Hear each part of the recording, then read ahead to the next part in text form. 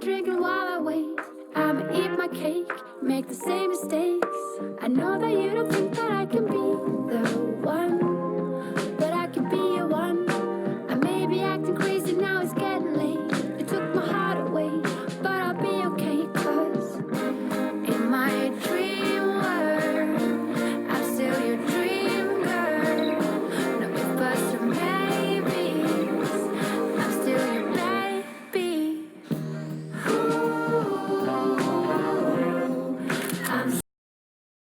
$60, which is $20 less than Apple's Keyboard Folio and $120 less than the Magic Keyboard. So definitely a really good price when compared to Apple's offerings. Unlike Apple's Keyboard Folio, this does have a trackpad at the bottom, has this really nice fabric, and the overall kind of keyboard layout almost looks like something from a Microsoft Surface. The trackpad is nice and large, definitely larger than something like the Magic Keyboard.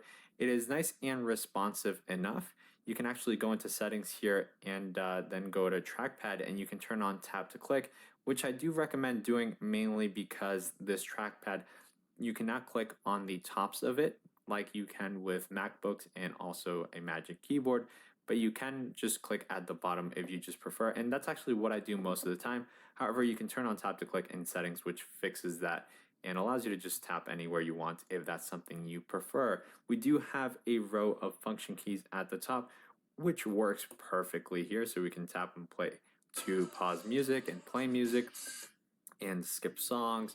We can click search here. It's all very easy to use. Brightness works perfectly. All the keys and all the buttons work perfectly, so no complaints there. That is very nice. You also have very nice keys. They actually end up being a larger footprint than the Magic Keyboard.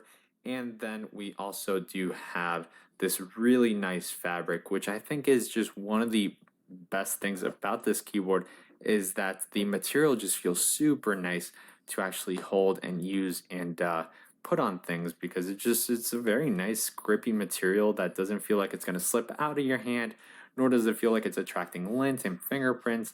So overall, very nice material. You do have the ability to put your Apple Pencil here on the side, which is perfect because then you also have this little flap that covers that and prevents it from falling. And no way in heck is this thing going to open up on itself with that flap there. So that's very nice. And yeah, so basically overall usage here is just you open the flap, open the keyboard, then you use your finger to pull the back. Awesome thing about this here is also the amount of angles you get. One of my biggest complaints with the Magic Keyboard is the inability to use the iPad in the way that it was designed. So sometimes you want to draw, sometimes you want to watch movies, and this is perfect for that. Mostly because, like, let's say here we just want to draw. This is a really good angle. Let's say, oh no, the keyboard's kind of annoying, it's in the way.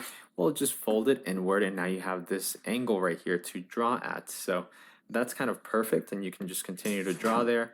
Ignore that. That is my cat trying to sneak into the room in the back. But yeah, you can see that. It's actually very easy to draw, and there is not that much like bounce. There is some bounce, but once you put your hand here and you're just sketching, you don't really notice any bounce at all. And it is a very nice angle. You can move about, and I think it's really awesome. If you're watching movies or anything, you can actually prop it like that and put it on your lap. Let's say you're on your bed or anything, just put that on your lap. Or even if you're on a plane 10 years from now when COVID is gone, then you can do that as well. Just prop it up, and then it won't take up all that space with the keyboard. So you just have this little triangle that fits nicely on a tray table, and that's kind of just awesome. So if you want to use this also as a tablet, you can just put it like that, and there you go. You can put it as a tablet. You can strap it to the back of a headrest while this keyboard is on. If it so happens that you want to take it out of the case, it is very easy to do. You just press here on the back of the camera and then just kind of pull it out while pressing on the other side right there. And then you're good to go. And there you go. And you never have to charge the keyboard. You never have to connect it through Bluetooth or anything because it uses Apple's smart connector right here on the right hand side. So that's kind of awesome as well. You're not going to get any extra USB ports that you get with the Magic Keyboard, but I don't think that's a big deal given that again, it's 160 and it already offers plenty of features for the price. So now comparing this to the Magic Keyboard, I did briefly mention that the tracking speed needed some changing there, and I do want to get into that. I'm not gonna lie and say that it's as good as the Magic Keyboard when it comes to actually typing and using the trackpad. I do like the size of the keyboard more, and I do like the trackpad size as well more on the Logitech, but they just don't work as good or as accurately as they do here on the Magic Keyboard. One of the cons with the Magic Keyboard is that it definitely is smaller right here, so you can't really rest your palms here and also type unless you get in this weird angle. So I end up going like this because I have larger hands.